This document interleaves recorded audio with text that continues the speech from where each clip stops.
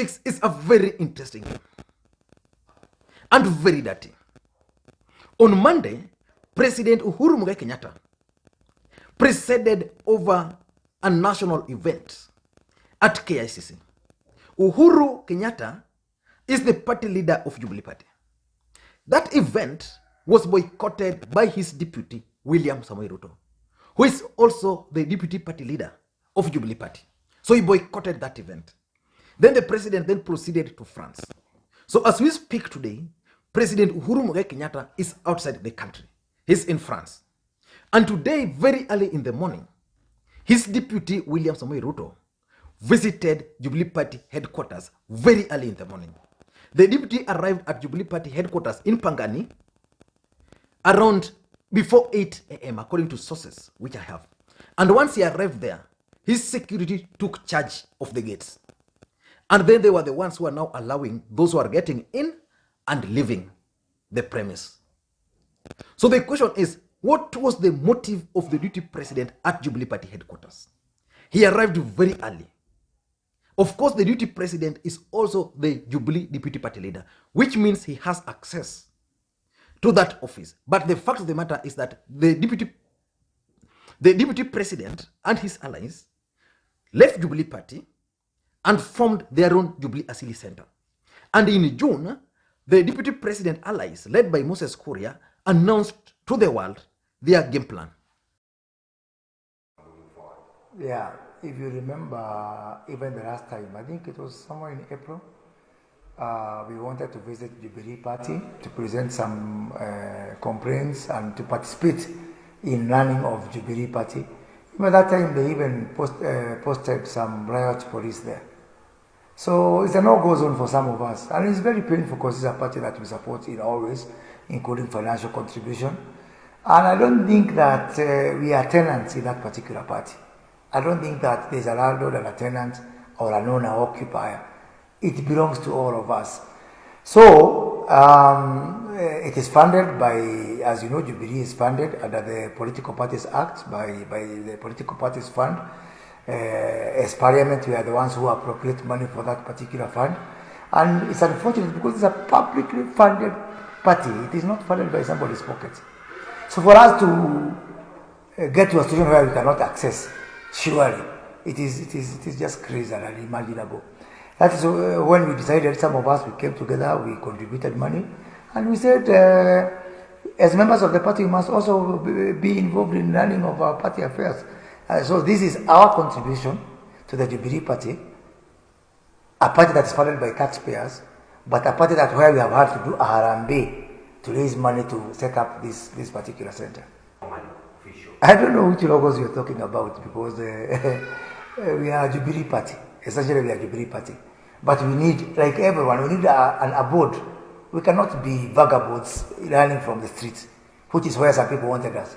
So in another 1 month time, this place will be a beehive of activity for all those Jubilee members who have been excluded from the daily running of the party. Yes. So the party is Jubilee Party of Kenya, the ruling party. We are the ruling party of Kenya. Yeah. I'm going to call Raphael Tuju and invite him here. This is a party property because it has been contributed to by members of the party. We are just saying that our family has got 2 residences. Yes? So, and the president also, I will invite the president to come here. He is the father of this polygamous family. Now, those are the allies of the deputy president. In June, when they were making the announcement that they have been locked out of Jubilee Party headquarters and that they will start operating from Jubilee Assembly headquarters. But today, the deputy president went to Jubilee Party headquarters. His security took charge of the gate, and anybody who wanted to enter there had to be cleared. What was his motive? And once he arrived there, the deputy president then went straight to the 4th floor. And once he arrived at the 4th floor, the deputy president took charge of the chairman's office, Nelson Duvier's office. Because remember, the deputy president had an office at Jubilee Party headquarters. And that office was turned into some kind of ICT or computer department. So as we speak today, the deputy president doesn't have an office at Jubilee Party headquarters. So he went straight to the chairman's office. And he stayed there for some time. I'm telling you very credible information. He stayed there after some time. Then he went down now to the boardroom. And at the boardroom, the deputy president then started making calls to his allies. And the first people to arrive was actually Moses Kuria and the Langata member of parliament, Nixon Korir. So other members of parliament and senators came later. But those were the first individuals to arrive there. So they held the meeting.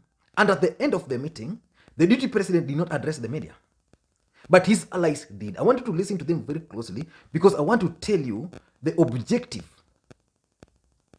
the main objective why the deputy president went to Jubilee Party Headquarters. Listening to them briefly.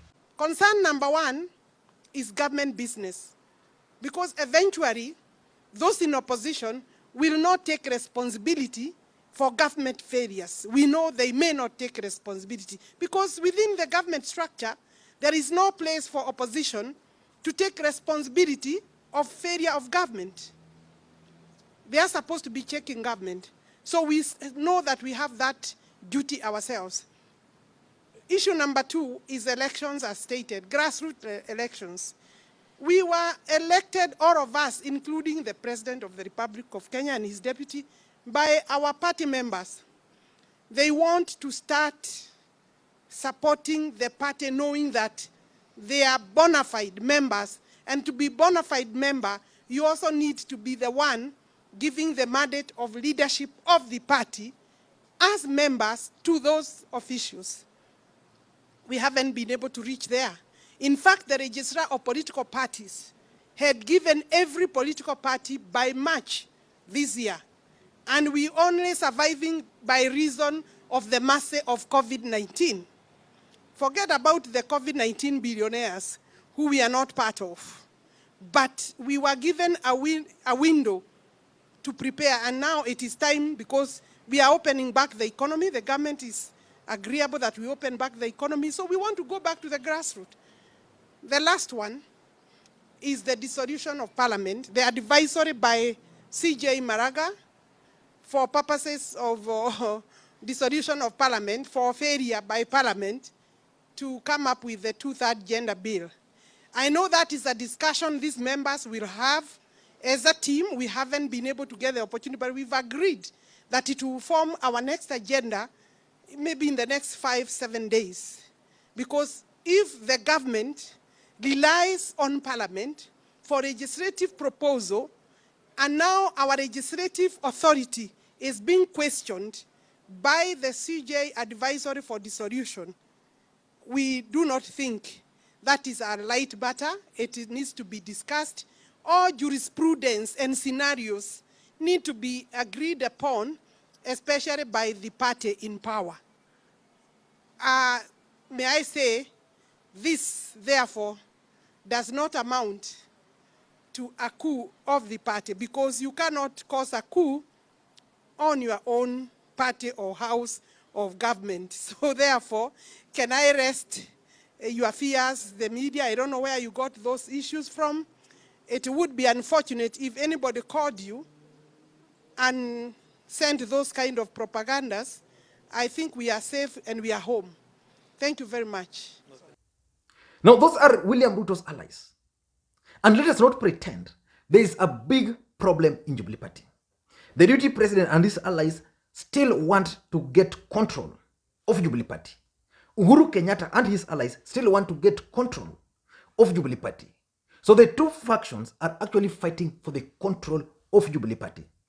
But the visit by the deputy president William Ruto to Jubilee Party headquarters today was intended to achieve several political objectives, because the timing itself was very suspect. Number one, the deputy president William Ruto had just boycotted an event presided over by his party leader, President Uhuru Kenyatta. Number two, the president is currently outside the country. So the timing itself is very suspect. And of course, we all know that even last week, or was it last week but one, the deputy president made a trip to Jubilee Party headquarters. He was not received by any party officials there. He just went there, and when he managed to address the press, the information I have was that the president placed a phone call to the deputy president and told him they were not going to sponsor any candidate in Msambweni. Because of those the deputy president must have had specific political objectives which he wanted to achieve at Jubilee Party headquarters. Let's not mix things here. William Ruto is the deputy party leader of Jubilee Party. He has every right to go to Jubilee Party headquarters. But what we are saying is, of late, Jubilee Party headquarters has been a no-go zone for some of these members of parliament, including the ones who addressed the media just shortly. But what was his main objective? Number one, in my view, the deputy president is staging a coup at Jubilee Party headquarters. He wants to take over Jubilee Party because he has figured out without Jubilee Party, without taking control of Jubilee Party, he's going to lose. Central Kenya might not embrace another political party. Central Kenya, let me tell you, will support the deputy president. But if the deputy president will form another political party, then leave Jubilee Party, it will be a very difficult move for them to leave President Uhuru Kenyatta and follow the deputy president. It will be very difficult. But it will be very easy for them to support the deputy president as a Jubilee presidential candidate. So because of that, the deputy president is not going to leave anything to chance. So he's trying to take full control of Jubilee Party. What happened today is a coup. It's defiant. The president instructed his men to mistreat the allies of the deputy president. The deputy president then timed when the president is outside the country to convince these other people to come. And the press conference was addressed by none other than Alice Wahome. You remember how Alice Wahome referred to President Uhuru Kenyatta the other day, that Uhuru Kenyatta is actually the problems Kenyans are facing. And is the one who was addressing the media right at Jubilee Party headquarters. So that's number one. Number two, I think the deputy president also wanted to test the reaction of the president. Whether the president can instruct Fred Matiang'i to withdraw his security. Because if his security went there and took charge of manning those gates, Fred Matiang'i is the Minister for Interior. Kibicho is the Principal Secretary, And these two gentlemen are the guys the deputy president has been accusing all along. Is it possible that he wanted to test whether the president can ask these guys to withdraw the security? Because the security will just do whatever they've been told. So assuming that was his objective, and these guys refused to remove those security, what next? So I think he wanted to test how the president was going to react. Whether Raphael Tuju was going to make his way to Jubilee Party headquarters and join them. Raphael Tuju did not go now to Jubilee Party headquarters. He was on his way, turned back. David Murathe has termed the move a coup on Jubilee Party. Let us see the moment the president will come and whether the president will also make his way to Jubilee Party headquarters. Number three, I also strongly believe that these guys wanted to get access to Jubilee Party documents. Of course, most of the documents are left there. So if these guys went there very early in the morning and went to the chairman's office, probably wanted some documents. Probably wanted the certificates so that he can sign. He can fill the names of the aspirants in the various wards which he is interested in, because the party is not willing to to sponsor candidates in some of these wards. So probably he wanted to get the certificates, then fill the names, then now he can go to Tuju and tell Tuju, weka muhuri hapa, sign here. So I think that's one thing he wanted. Or probably, if these guys have been holding meetings and it's been missing, he wanted to check the minutes. So anafungua drawer, anasoma. Okay. On these days, watu walikutana, okay. So after meeting, okay. This is what they discussed, okay. So from there, he's going to leave an informed man. And lastly, I also strongly believe that the allies of the deputy president William Ruto are keen on one thing: Jubilee Party elections. They want to ensure that ultimately Jubilee Party will conduct its elections. Jubilee Party was supposed to conduct elections in March. That did not happen. But before that, a lot of things also happened. The president engineered the removal of all allies of the deputy president from the management of Jubilee Party. So today, everything happening in Jubilee Party, the allies of the deputy president or the deputy president himself is not aware of whatever is happening there, because all his allies were removed from Jubilee Party Headquarters. So these guys are trying to push for an election so that they can participate in those elections and then use those elections to kick out Uhuru Kenyatta and his allies from the leadership of Jubilee Party. I don't know what to think, but from me, what the deputy president did today at Jubilee Party Headquarters is actually a coup against the president and his allies at the Jubilee Party Headquarters. Let me know what you think. Let's zimepotea kidogo, but I hope you guys are still able to watch it. I don't think it's that bad. Thank you guys, and if you're watching this video for the first time, please take a second or two, click the subscribe button so that next time you produce a video like this, YouTube will automatically notify you. But I want to really hear your thoughts on this. What do you think was the main motive of the DP President William Ruto's trip? What do you think was the main motive of the Deputy President William Ruto's trip or visit to Jubilee Party Headquarters? For me, I think the Deputy President is trying to stage a coup against the leadership. Bye-bye.